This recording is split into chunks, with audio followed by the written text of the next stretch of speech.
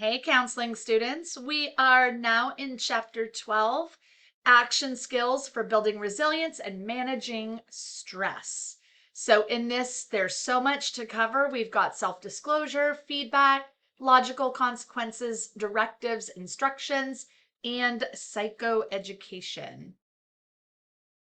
All right, so we are going to have the ability to understand stress management and the basics of trauma and how the action influencing skills can be central in building resilience.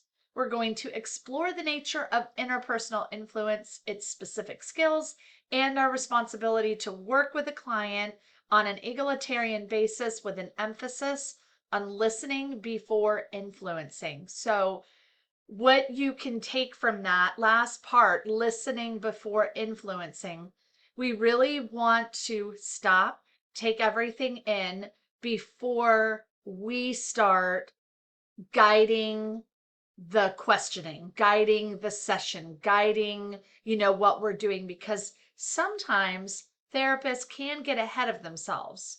They can ask something before they fully listen. So, have you ever been in a situation where you were like, oh, if I would have just waited 5 seconds, I would have gotten my answer, right? So maybe you spoke too soon. Well, that's what we want to explore that. And so part of that is just pausing and really listening to what our clients are saying. All right, and then further understand decision counseling and its relevance to influencing skills and action with varying clients and theories of counseling and therapy.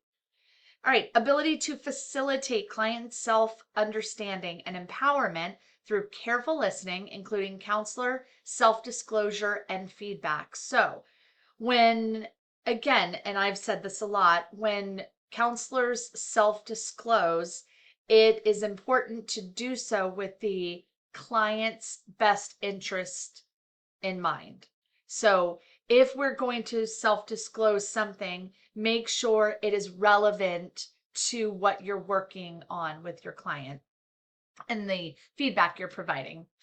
All right, ability to enable the client to look at the possible positive and negative results of alternative actions, ability to present new information and ideas to clients in a timely and appropriate fashion, ability to empower clients with specifics for action leading to physical and mental health through stress management, ability to help them restory and take concrete action on their issues. That's what psychoeducation is. And then ability to develop action plans collaboratively with clients to facilitate taking home learning and new skills from the session to the real world. So you notice that in this skills and action, there are a lot of abilities to cover in our sessions. We're looking at the self-empowerment or the self-understanding and empowerment. We're looking at positive and negative actions and results. We're looking at processing new information. We're looking at physical and mental health, taking concrete action, and then, of course, taking all of these things and working on a collaborative plan so that your client can, successfully put that into the world, or into their world, I should say. All right, so we've got 4 kinds of resilience. We've got mental, emotional, social, and physical. So your mental resilience is the ability to pay attention and motivate yourself to do something that's difficult. So it's important to for your own self, think of a time when you needed to be mentally resilient. So you might want to just pause and really think about that. All right. Emotional resilience, the ability to invoke positive emotions when you need them, such as optimism, curiosity, or joy. Now, it's not about false positivity, it's about pulling that resilience from within to make that work so that you gain that emotional intelligence. All right, social resilience, the ability to reach out to others for help when you need it. This also means learning to be kind, to be the kind of person whom others are likely to want to support and encourage. And physical resilience, the ability to face physical challenges. So again, it's about paying attention and motivating ourselves, creating those moments of positive interactions within yourself and, with others, being able to reach out even when it's difficult, because for many it is difficult to reach out. Even with some therapists, we can be our own kind of like, what they say about like therapists and doctors. I can't even think of the saying offhand, but it's like we are the worst patients, basically. So it's important to do all of that self work and self care before, working with clients. And then, of course, that ability to face those challenges physically. All right, stress. Let's talk about stress, because stress is the number one thing that brings people to therapy. So they're stressed about something, right? So it is a psychological and physical response to change, whether that change is actually happening now or it's something that you might be anticipating in the future. We all experience stress, whether it's positive or negative. Positive stressors tend to make us happy and joyful in various ways. So again, this is a good chapter to really pause a lot and do self-reflecting when you're thinking about your own stress in your own life and how you handle that. All right. Continuous severe day-to-day stress or a single traumatic incident can be seriously damaging to physical and mental health. Resilience is the capacity to be stronger in the face of adversity and to be more determined, courageous, creative, and optimistic. So resilience is, many people have that within them, and many people do not organically have that. So resilience can also be taught. So it's really important to know that if you have low resilience, that it doesn't mean that there's not a way to work on it through therapy, because, we all can do that. All right, so this influencing skill chapter concentrates on how you can encourage, support, and supply answers to help clients deal with stress on their journey to resilience. All right, you can pause and just take a look at this. I'm not going to read all of these elements, but it's a really good chart. All right, so understanding and managing the impact of stress is necessary for building client resilience. So not only do we need to understand that for our clients, it is a huge part of understanding ourselves. I would say out of all of the chapters, this is probably the one that speaks to you the most, because everybody has stress. Everybody, has different stressors. And so as a clinician, we deal with not only our own stress, but we deal with the stress of so many people. So this is a really great chapter to pause and reflect a lot about your own ways of how you view stress and how your resilience is. All right, so the magic of creative resilience comes from the spontaneous generation of something new out of what already exists. Working through a stressful task builds increased ability to work with stressors in the future. So when you allow yourself to feel the stress or work through stressful things that come into your life, it sets you up for better outcomes in the future. Restoring and decision making are creative practices. The action influencing skills are a significant part of enabling clients to take creative new thoughts, feelings, and meanings into real world behavior. All right, we need some level of stress to motivate us to get ready for action. So that is called eustress. We need that positive stress. It gets us to get the job done, to do the thing we've been putting off, to maybe have the conversation, whatever that means for you. So we do need some stress. That helps us. That anxiety, what's really important is that we have anxiety work for us and not it, working against us. Positive stress can provide fulfillment, such as the satisfaction of being able to help another person, graduating from a master's degree program, or helping build a Habitat for Humanity house. Continuous, this is just examples they give in the text. Continuous severe day-to-day stress can seriously damage our physical and mental health. It's the largest, it's the number one thing that brings clients into therapy. A single traumatic incident can accomplish this in a few seconds or minutes. So if you really think about it, you are one decision away from potentially changing the rest of your life. If you really think back about maybe something really good that happened in just a moment that changed the trajectory of your life, that was really great. Or you can think of that one decision that's maybe someone else made that changed the trajectory of your life. So it's really important to understand how stress and stressors affect both physical and mental health.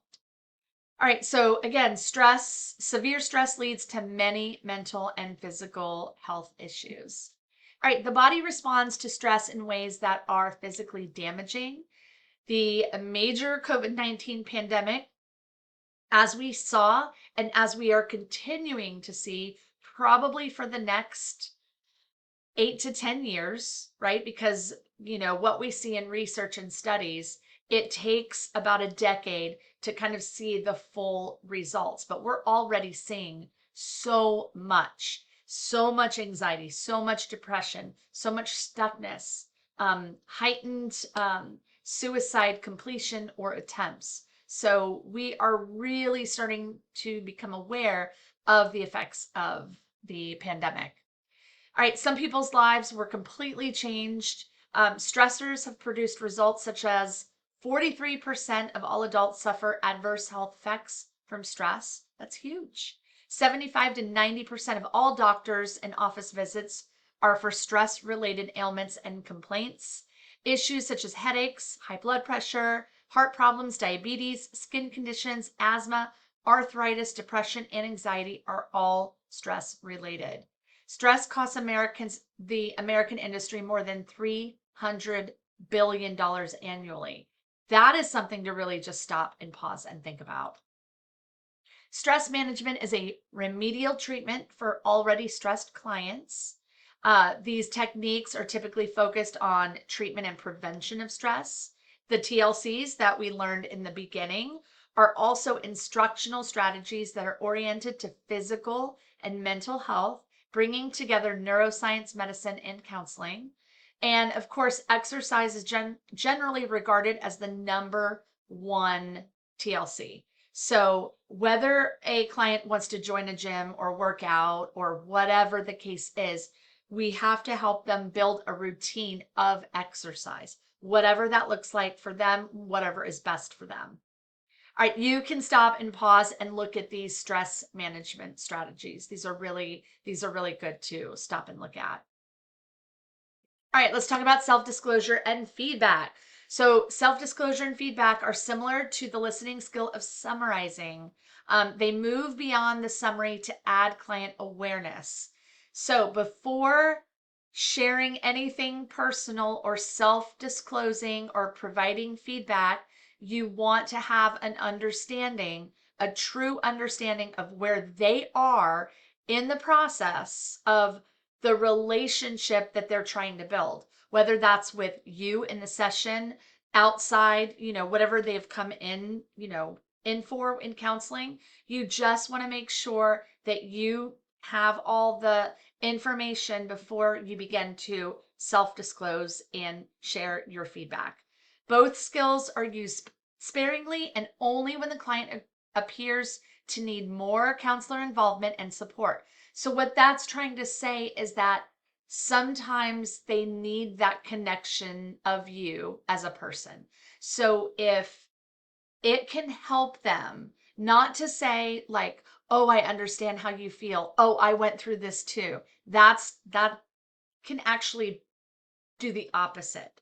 But if you feel that through some sessions that they are still struggling or they're still stuck in whatever way, and you can provide some type of feedback that maybe you've seen in the past, that you've experienced yourself, that might be when you can like sprinkle in personal reflections, of yourself. You just want to make sure that it's going to benefit the client. All right, so they do require that careful listening and understanding before sharing your thoughts. So just, make sure. All right. So, self-disclosure, sharing your own personal experience related to what the client has said. Sharing often starts with an I statement. So, it can also involve sharing your own thoughts and feelings concerning what the client is experiencing in the immediate moment, in the here and now. So, maybe stop and think about, okay, if a client has told you something or shared with you something you've experienced, how can you help them with sharing your own experience? And again, it's not about saying, oh, I've been through that too, but how can you start off with it using the I statement? So I can understand because I have shared a similar experience, right? So it's not taking it away from them, but it's also making that connection together. So it's really important how you share that. All right, so that anticipated result in sharing it correctly is that clients respond well to carefully said self-disclosure, especially at the beginning of a session. They are often pleased to know more about you at that point. Later in the session, sharing your thoughts and feelings about the client can enable them to talk more openly about their issues. Self-disclosure almost always needs to be positive and supportive. So they need to look at you as that strength. So if you're breaking down with them, then they're like, what am I here for? So in sharing an experience, it's how they're coming to you, and this is how you can show them how you've gotten through it. And it's not by telling them, oh, I did this, this, and that, but it's like making that connection and giving them resources. And again, if you find yourself with a bunch of like, you're really making it about yourself. So it's really just sprinkling those things like, well, I tried this. Have you thought of exploring this? So again, we want to make sure we're careful in how we self-disclose and what we say. All right, so again, feedback presents a client with clear, non-judgmental information on that client's thoughts, feelings, and behaviors, either in the past or in the here and now. And that anticipated result, feedback can be supportive or challenging. Again, and that can go along with that empathetic confrontation as well. Supportive feedback searches for positives and strengths, whereas challenges ask clients to think more carefully about themselves and what they are saying. So if you're noticing discrepancies, you could go back and you could say, well, this is what I heard, and now I'm hearing this. So can we explore that further? So again, it's sometimes we have to challenge their discrepancies. All right, the skills of self-disclosure and feedback. So we want to listen first, be brief and concrete, right? We don't want to go on and on about ourselves. Use the I statements, but use them accordingly and use them correctly. Be authentic and non-judgmental. Use appropriate immediacy and tense, and consider cultural differences and explore those differences. So we've learned so much about cultural differences and multicultural awareness. And again, you'll take a class in multiculturalism. So we want to explore the differences that they have, and then you'll know how to self-disclose and provide feedback. All right, so in looking at this, there's a case in the book. Ask or answer these questions. So I'm not going to read them out loud because you need to read the vignette. But when you do, take a pause and answer those 4 questions. All right, so defining logical consequences. Clients facing possible changes in life direction will often profit from exploring the logical consequences, positive and negative, of change. Negative consequences of changing jobs could include leaving a smoothly functioning and friendly work group, disrupting long-term friendships, and moving teenage children to a new school. So again, when we're looking at this, we're looking at how we define these logical consequences. Positive consequences might be a pay raise, a better school system, money for a new home, or the opportunity for further advancement. Sorry. All right, so let's look at logical consequences. Explore with the client specific alternatives and the logical positive and negative concrete consequences of each decision possibility, right? So this is like weighing up the pros and the cons, if you will. So it's if you do blank, then blank.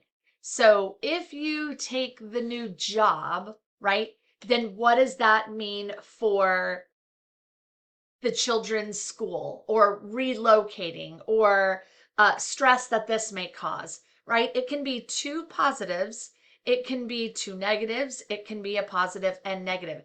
It's not with the intention of setting something in motion, it's getting them to think about those concrete logical consequences based on whatever decisions they're thinking about making. All right, so the anticipated result, clients will change thoughts, feelings, and behaviors through better anticipation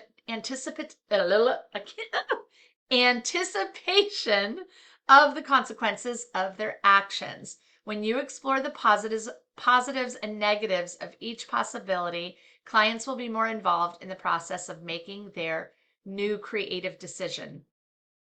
I am talking so fast today that I am stumbling on my words, so I just need to slow it down. All right, so defining more logical consequences. So using this skill on a foundation of listening skills, we're going to draw out story and strengths, generate alternatives, identify positive and negative consequences, provide a summary, and encourage client decision and action. When you do these things, when you work on these with your clients, you're going to notice great changes with them. All right, few of us will be satisfied if our decisions reflect only rational cognitive processes. So sometimes it's important to think rationally, logically. Sometimes we need to allow our emotions to guide us. And that doesn't mean that we're just guided by emotions, but if we're always looking at logic and rationality, then we're also overlooking our emotional connection to things. So it's important to kind of have that balance. Eliciting and reflecting feelings throughout the balance sheet is vital. Each alternative decision is written down with a list of gains and losses, the logical consequences of each action. So you can find more about this in your text. It's really good. And there is this chart also in your book. So when you're looking at this, what are the possible gains for me? What are the emotional gains for me? What are the possible gains for others? And what are the emotional gains for others? So again, this is a lot of information, but it's a really good snapshot. You can print this out, you can put it in your office, you can put it on your, whiteboard, whatever it is. And it really does help you look at emotional decision balancing and cognitive. So you can use that with the decision, what happens if I leave my abusive partner, and then just go through this and look at this. What are the possible losses for me? So we're looking at gains. What are the losses? Both, possible, emotional, the for others, and both um you know realistically on a rational level, and then also on an emotional level. All right, giving clients information, offering psychoeducation, and making suggestions can be important parts of counseling and psychotherapy. So, again, psychoeducation is providing them an array of different things. So, giving them, um, you know, pamphlets, giving them brochures of, if they're leaving an abusive partner, giving them information on different agencies that they can reach out to, providing them, I have things that I give my clients, whether they're, you know, phone resources, whether they're, text resources. You learn more as you get into this field. I have an array of psychoeducation. And I think when people think of that word, they can get a little bit like, I don't really know what that is, but you will dive more into that in your school. All right, directives, instruction, and psychoeducation are best received in a good relationship with a solid working alliance. So when you are working collaboratively, then your client is going to accept more of these strategies. Unless again, now, advice is not a word, this is in the text, which I think is a negative to put in there. Because again, clinicians, we are not advice givers, and we do not go to school and get all the education and all of that to give advice, right? You go to advice, to your friends, right? You want advice, or financial advisor, whatever those, I'm rambling. I digress. Because when I hear advice, when I see advice, there are great advice givers. Mel Robbins is my number one go-to for advice giving. So when I have a client that's really struggling with something, I help them on that emotional front, guide, question, get them to have that insight. When they're looking for some advice, I throw in a podcast. I say, hey, check this out. This is a great advice giver. So that's when you have to have that psychoeducation to be able to give them those resources. All right, so unless the advice is actively sought, it is very difficult for it to be heard. So unless they're asking, it's going to be difficult for them to actually retain that, because they're not asking. So again, advice is something I refrain from. You do what you want. All right, instruction and psychoeducation. Clear direction, underlie instruction, and psychological education. These offer specifics for daily life to help change thoughts, feelings, and behaviors. Providing useful instruction and referral sources can be helpful. Psychoeducational strategies include systematic educational methods such as therapeutic lifestyle changes. With all these, a collaborative approach is essential. And then that result, they will make those positive progressions when they listen and follow your directives or your guidance, engage in new, more positive thinking, feeling, and behaving. And it can also lead to major life changes for their physical and mental health. All right, so here we go. The skills of directives, instruction, and psychoeducational strategies involve them as co-participants, right? They got to be working collaboratively. Use appropriate visuals, vocal tone, verbal following, and body language. Really mirror that, what they're looking for. Be clear and concrete in your verbal expressions and time the information to meet their needs. Everything is about timing. If it's not the right time, we wait. And then check out whether you were heard and understood. Sustained chronic or extreme stress accelerates the normal wear and tear on our body and mind. I'm sure we've all experienced that. I know I have. Changing the stressors or changing our reactions to them are key goals of stress management.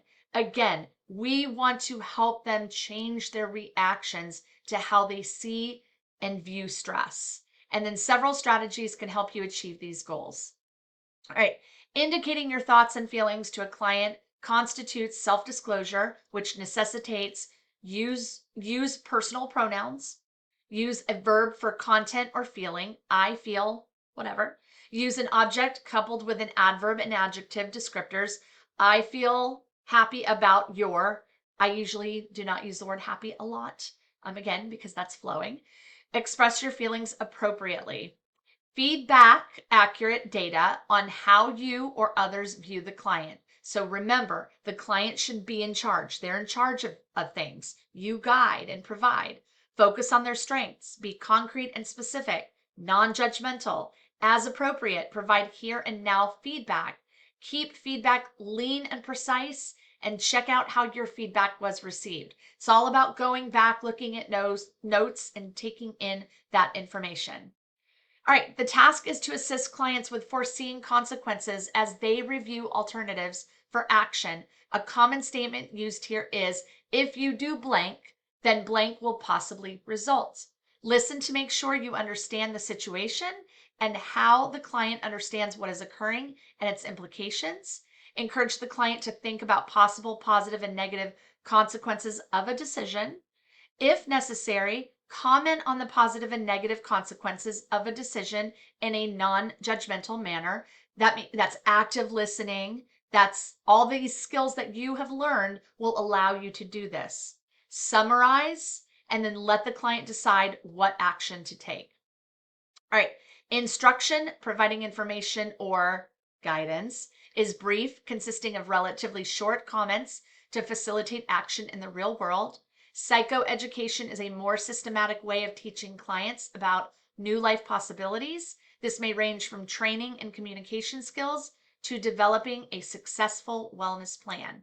So we end with the key points in practice: stress management, self-disclosure, feedback, logical consequences, instruction and psychoeducation, and of course, your portfolio of competencies in personal reflection. So sit with this, go back, revisit. This is a very important chapter, one to really reflect on. Try to keep it at 30 minutes, went a little over, but hope you got a lot out of that.